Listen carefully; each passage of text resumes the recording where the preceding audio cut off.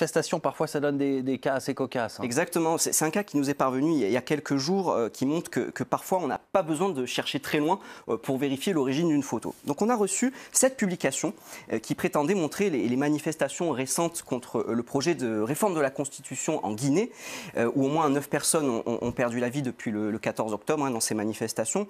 On va rapidement évacuer les 2 premières photos, en tout cas celle en haut à droite. Elle a été prise en Afrique du Sud en août 2019, c'était lors de manifestations contre les violences xénophobes. Et celle qui est à gauche, elle a été prise à Conakry, effectivement, mais en 2015, Damien. Moi, celle sur laquelle je voudrais nous arrêter, c'est celle qui est en bas à droite. Voilà, c'est donc celle d'un homme qui est blessé, à terre, un peu ensanglanté. Alors, pourquoi cette photo a attiré notre attention rapidement? Eh bien, en fait, tout simplement parce que cette photo, c'est une photo qui vient de notre propre site, les observateurs de France 24. Nous avions nous-mêmes décidé de flouter cette photo, et en fait, elle montre un conducteur de camion zimbabwéen. On est en train de voir l'article que nous avions utilisé, vous voyez, c'est bien le même homme. C'est un conducteur de camion zimbabwéen qui avait été attaqué en Afrique du Sud en mars dernier lors de violences xénophobes. On l'avait même interviewé, cette personne, et donc on peut absolument confirmer qu'il ne s'agit pas du tout d'un manifestant guinéen blessé.